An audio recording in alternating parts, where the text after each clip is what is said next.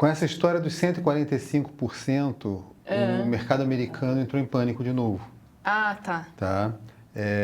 Os Não, títulos... porque isso foi uma palhaçada, né, gente? Nem eles estão sabendo fazer a conta. Não, nem eles estão sabendo fazer conta. Longe de mim criticar, porque o que eu sei de matemática é que é proparoxítono, né? Mas o mercado está em pânico, o mercado de títulos, particularmente, está em pânico. E o nosso CEO, o Vitor Conceição, ele lembrou há pouco um ditado que tem no mercado que diz que o mercado de ações machuca, o de câmbio aleja, o de títulos mata. Tá?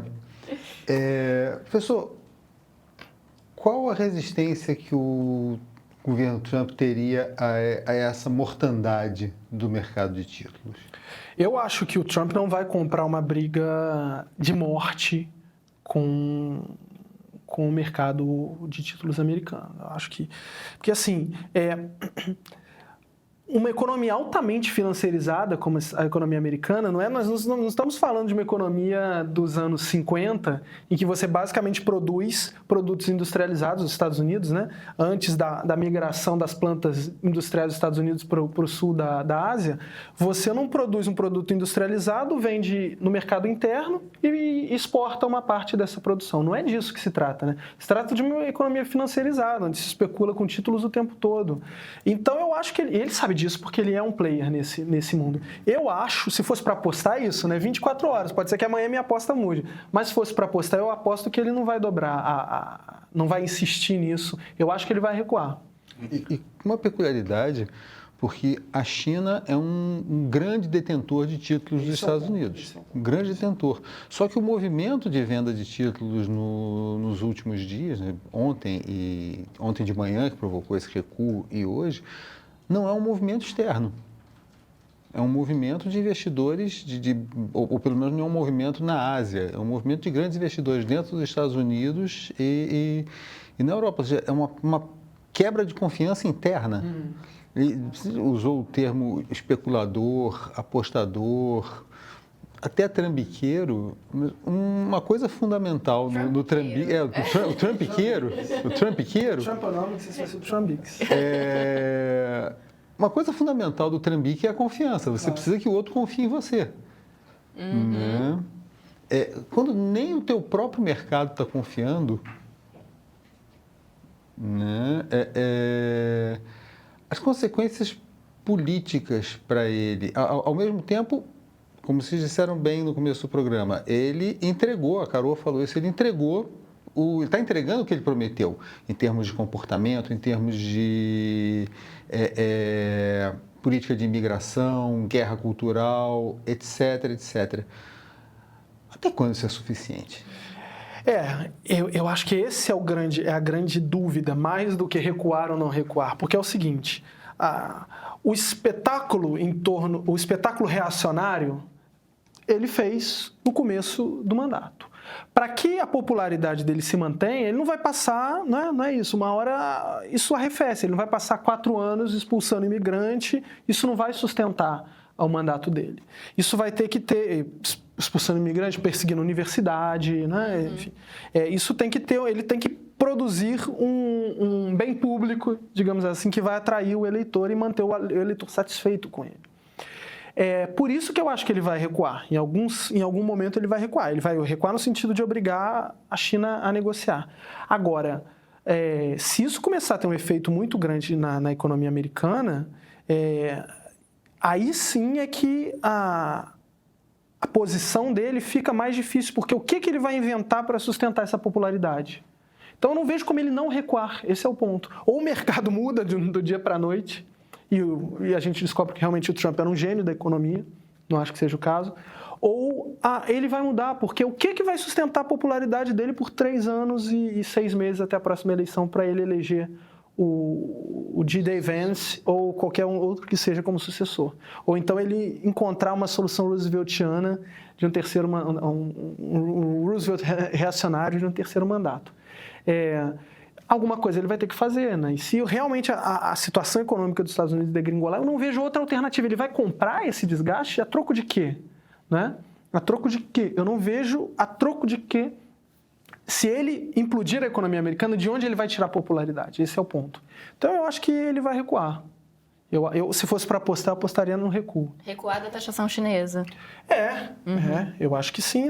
Isso obrigando a China a negociar não é recuar totalmente, mas algum recuo ele vai fazer. Vai ter que ter pelo menos um jogo de cena ali para, de repente, o Xi Jinping falar, não, eu vou fingir aqui que eu... Não, tudo bem, então a gente chega em 20% de tarifa, faz alguma coisa assim. E ele vai dizer, era isso que eu queria a todo momento. Ele sempre faz isso, né? Isso é planejado, isso é calculado. Ele vai dizer, era isso que eu queria obrigar o companheiro Xi Jinping, aqui esse grande gênio da política, a sentar com outro gênio da política e negociar. E eu consegui. Olha como eu sou incrível. Já começou com o afago que a gente trouxe aqui na abertura, dizendo que é o homem mais inteligente. Talvez ele ache que seja o segundo homem mais inteligente, porque o primeiro deve ser ele, né? Não tem a menor dúvida. Gente, São Paulo voltou, a gente já pode falar com a Flávia e com a Carô. Estão de volta, meninas. Bem-vindas.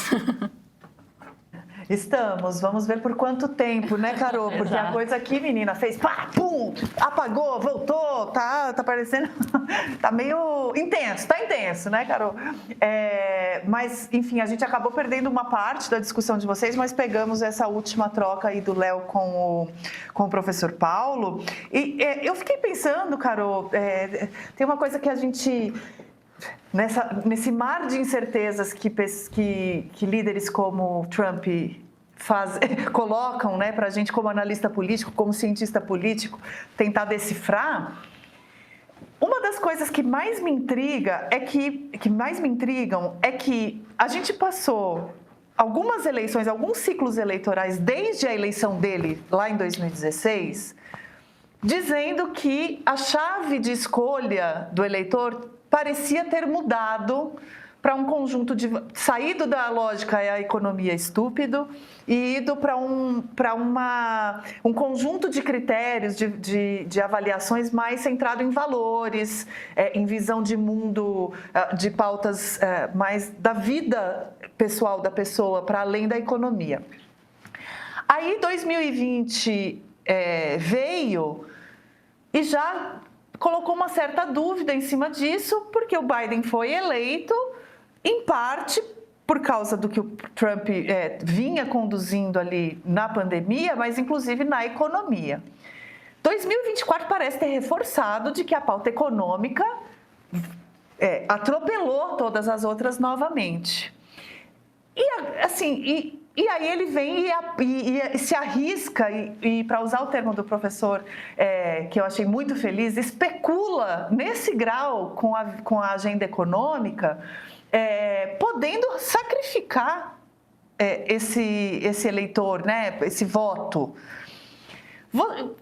Você acha que já dá para a gente fazer algum tipo de avaliação do peso do voto econômico? Ontem o professor Creomar, né, ele é professor também, mas o Creomar de Souza esteve aqui conosco, não sei se você teve chance de assistir, mas foi muito legal a participação dele, e ele cravou, 2026, no Brasil, o que vai ser decisivo no voto é a geladeira cheia ou vazia.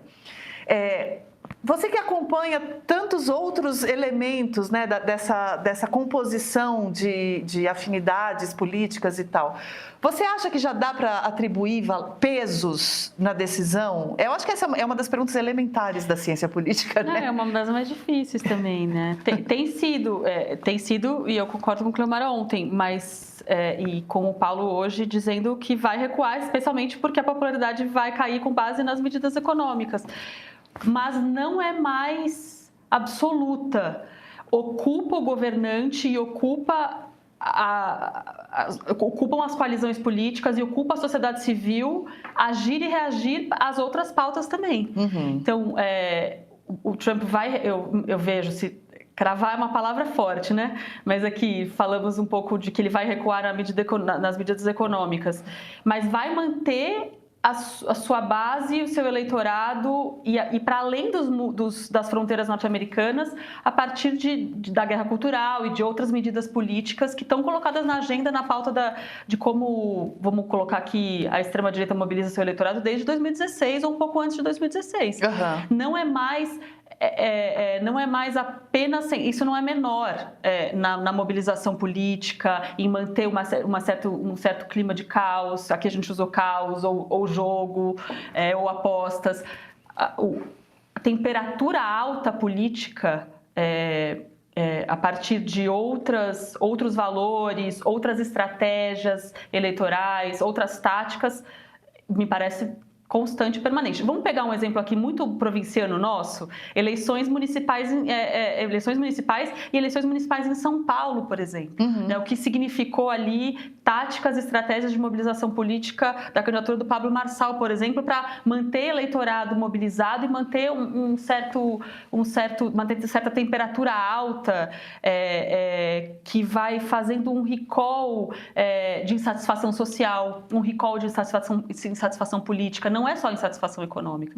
Então, eu entendo que o que eu estou chamando agora de recall da insatisfação social, da insatisfação política, está colocado como tática e como estratégia eleitoral. Agora, tem uma questão disso que você narrou e que eu também queria te perguntar e também perguntar para o Paulo. Porque me parece que tem um ciclo que pode estar a caminho de se esgotar nesse sentido. Me explico. As pessoas, os eleitores, né, estou falando, os que não apostaram nesse tipo de líder por plena afinidade ideológica, por achar que é isso mesmo, que imigrante é a escória da humanidade, mas que acabaram aderindo mais por uma insatisfação geral com o status quo e com a esperança de que alguém que venha romper possa fazer algum tipo de entrega, né? Com o tempo vai começar a perceber que essas entregas talvez não venham, que é isso que a gente está falando aqui. Poxa, conforme a inflação aumente, conforme o emprego que ele prometeu que ia botar de volta nos Estados Unidos não volte, seja porque esse emprego nem existe mais, seja porque os investidores vão encontrar outros caminhos de continuar pagando barato por mão de obra e etc., vai começar a falar assim, olha, essa entrega aí não está... Cadê, né? Eu parei de apostar num outro tipo de político e esse aqui também não está me entregando.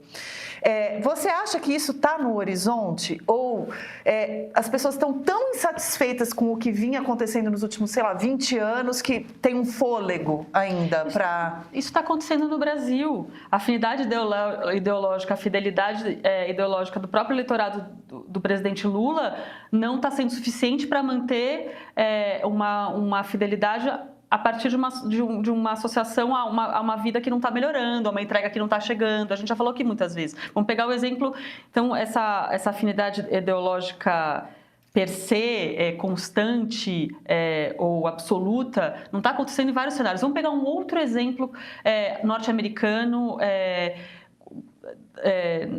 pegando as razões pela opção do eleitor americano pela reeleição do Trump. Vamos pegar e alguns analistas olharam para esse campo, para esse segmento nos Estados Unidos, que é o voto da população negra nos Estados Unidos. A população negra nos Estados Unidos, na sua maioria, não tem uma afinidade ideológica com o governo Trump, mas tem uma insatisfação social e política generalizada com a classe política norte-americana, que não entregou medidas de inclusão, de igualdade social e de equidade racial nos Estados Unidos como esquerda ou direita, democratas ou republicanos, a nossa vida continua oprimida nas margens das cidades norte-americanas. E essa é uma das análises que se faz para justificar e para tentar entender a votação no segmento negro nos Estados Unidos para o Trump, por exemplo. Não tem nada de afinidade ideológica, é uma resposta a uma insatisfação social. Não, justamente, esse diagnóstico eu acho correto. A minha questão é, qual o fôlego dessa adesão a alguém que também não vai entregar? Porque isso. Por isso que eu digo, mesmo no Brasil, a gente não tem essa fidelidade nem no eleitorado lulista histórico. Está dizendo para o presidente Lula, não é o suficiente o que está acontecendo. Então, assim, é um público volúvel, volátil, pode ir para qualquer lado num próximo ciclo eleitoral. As pessoas não estão tão fiéis a políticos, né? Eu não sei, é uma pergunta, não é uma afirmação, né? O que você acha, Paulo? Qual que é o fôlego de adesão a políticos que não vão entregar as promessas que vão fazendo? Eu acho que o ponto é, mais do que entregar ou não a promessa, é ele conseguir manter o tensionamento político até a próxima eleição. Porque é isso, é o que eu disse anteriormente. Se ele não consegue satisfazer do ponto de vista econômico, ele vai ter que produzir um outro espaço de conflito para manter o seu eleitor satisfeito, né? Quer dizer, mesmo que ele perca as eleições. Ele fez isso e perdeu com a questão da pandemia, né? Quer dizer, ele não aceitou as recomendações da OMS, etc., e ficou tensionando com aquilo teve um custo para ele perdeu a eleição. Ele precisa de algo para mobilizar, porque esse é o grande ponto, né? Vocês duas mencionaram esse ponto, e eu acho que esse é o grande ponto da nossa política hoje no mundo ocidental, pelo menos, Brasil, Estados Unidos, Europa. A insatisfação com o sistema político é gigantesca porque o movimento da política com relação à mudança na vida das pessoas está muito limitado por uma série de circulações que tem a ver com o baixo crescimento econômico, a pouca capacidade do Estado de produzir políticas redistributivas, etc., né? Aquela coisa que já virou um clichê. O eleitor da extrema-direita em países como França e Itália era o antigo eleitor do Partido Comunista. Né? Por quê? É isso, né? Aquele eleitor que espera que o Estado resolva os seus problemas por meio de políticas de redistribuição, políticas sociais, identifica que o sistema político tradicional foi incapaz de continuar dando essa resposta. Aqui, por exemplo, o nosso colega cientista político, Felipe Nunes, ele insiste nesse ponto, que eu acho que ele tem toda a razão. Quer dizer, o sentimento antipolítica ainda é determinante nas preferências do eleitorado. Sobe a popularidade, desce a popularidade do Lula. Pesquisas para 2026, 26, a eleição 26, ainda dão o Lula como favorito, mas ainda há um sentimento antipolítica muito forte que pode ser determinante. Qual é a questão nos Estados Unidos? É que quando você é um incumbente, ser antipolítica o tempo todo tem um custo muito alto. É o caso do Bolsonaro, né? O Bolsonaro não tem uma política pública do Bolsonaro dos 4 anos de Bolsonaro. O Trump está apostando numa política pública. O que vai acontecer, a gente não sabe. Mas um ponto eu acho central. Há um livro de um historiador e politólogo argentino que chama Rebeldia Tornou-se de Direita? Uma pergunta, né? Quer dizer, o campo progressista, a centro-esquerda, não consegue produzir lideranças antissistema. Essa é a questão que me parece determinante do sistema político americano. Pelo contrário, né? O discurso da esquerda hoje em dia é manter o sistema democrático. Isso. Assim, só... E os democratas são a reprodução do establishment político, até na forma como o Partido Democrata recruta suas elites, né? O Partido Democrata não produz lideranças que vêm de fora, que já não tenham sido senador, deputado, secretário de Estado. Quer dizer... E só um parênteses, por favor, eu não estou dizendo que manter o sistema democrático seja uma coisa ruim, pelo contrário, mas é que a bandeira da esquerda virou essa, a proteção da democracia, né? Até porque foi muito ameaçada, está sob ameaça nos Estados Unidos e foi ameaçada aqui no Brasil. Mas a bandeira da esquerda virou manter as instituições que a gente já tem, que é o que dá para fazer agora. E no caso do Partido Democrata é isso, mas também justamente essa é mais do que a aposta na manutenção da democracia, a aposta no establishment bipartidário como ele sempre funcionou. E o Partido Republicano já embarcou, tem as suas figuras dissidentes. Outro dia o governo perdeu uma votação no Senado porque teve 3 ou 4 senadores republicanos que votaram contra o governo. É o famoso caso do senador McCain, que votou contra, foi o voto que determinou a não revogação do Obamacare, né, no primeiro mandato do Trump. Mas, enfim, o Partido Democrata não consegue trazer para a pauta política um projeto alternativo. Isso faz com que quem paute a discussão política nos Estados Unidos é sempre o Trump. É sempre o Trump. Então é isso. Por isso é que ele tem essa margem sobre a qual a gente falava, né? Ele pode recuar, ele pode avançar, ele pode insistir, ele pode sentir o pulso do mercado financeiro americano, porque ninguém vai disputar, digamos assim, o momentum, como os americanos adoram falar, da política com ele, porque as coisas podem mudar, pode surgir aí uma liderança carismática, criativa no Partido Democrata, que vai tensionar isso para as próximas eleições. Mas, no momento, ele está com a faca e o queijo na mão. Ele dita o ritmo da discussão política nos Estados Unidos. Então, ele tem tempo para repensar suas políticas, para ver, ou para criar novos conflitos, né? Novos conflitos que vão fazer com que ele alimente esse eleitorado radicalizado até 2024. Quando tem eleição lá? 2028. 28. O Outlook está dizendo aqui, ou seja, o Trump precisa fabricar uma crise, é isso? Porque ele faz isso, né? Ele fabrica a crise e depois ele cresce em cima da crise. Isso é uma estratégia da extrema-direita no mundo todo. A gente viu isso aqui com o Bolsonaro. A gente viveu isso aqui, de você ficar... para usar o velho termo do César Maia, você produz factoides. Você produz factoides. Você não está entregando A, vamos falar de B. Vamos manter a nossa base mobilizada, vamos manter... Quem não está na nossa base meio sedado... É o inimigo, né? Que tem essa coisa da criação do inimigo também. Não necessariamente o inimigo. Tá? O inimigo é claro, o inimigo no caso que a gente está falando muito aqui da esquerda, da manutenção, etc., porque a ameaça nesse momento vem da direita. A gente está vivendo agora um ciclo em que a ameaça à democracia vem da direita. Eu que sou velho, na década de 70, década de 70, começo dos 80, a ameaça estava na esquerda. O movimento, a violência política na Europa, por exemplo, era toda de esquerda. Separatista, ETA, Brigadas Vermelhas, Baden-Meinhof, etc. Foi toda uma geração de movimentos antidemocráticos de esquerda. Hoje a ameaça vem da direita.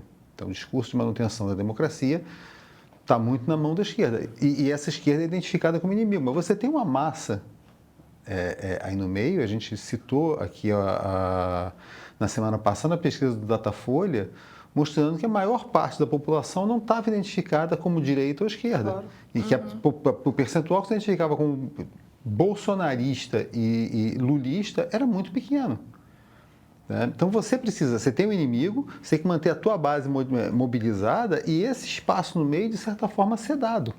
Deixa eu só te interromper, porque eu acho que tem um ponto que é fundamental. Um espectador comentou aí no chat uma coisa que eu achei muito interessante. Eu acho que o nome dele é Oscar, mas eu me perdi, porque eu não estou com o computador aqui. Ele disse que quem está satisfeito com o sistema político não sabe o que está acontecendo. O sentimento de insatisfação com o sistema político é geral. Agora, a questão, o ponto aqui é o seguinte: quando esse sentimento se traduz na escolha de uma liderança que vai colocar em risco a própria possibilidade de você amanhã estar insatisfeito e mudar de novo. Esse é o ponto. Insatisfeito com o sistema político, a gente está o tempo todo, né? A gente senta no bar com os amigos e vai falar mal do prefeito, do governador, do presidente, mesmo que você tenha votado nele. Né? Sim, e como você canaliza essa insatisfação. É isso, esse é o ponto. Se você canaliza a insatisfação para algo que coloca em risco a própria condição de, daqui a 4 anos, você, insatisfeito com o presidente, votar em outro, né? Que é isso que o Trump está colocando em jogo, né? As mudanças, no caso dos Estados Unidos, aí é uma conversa longa, mas o que nos Estados Unidos se chama gerrymandering. O que é o gerrymandering? É você mudar a forma como o distrito eleitoral está organizado. Isso, entre os republicanos, virou uma merda.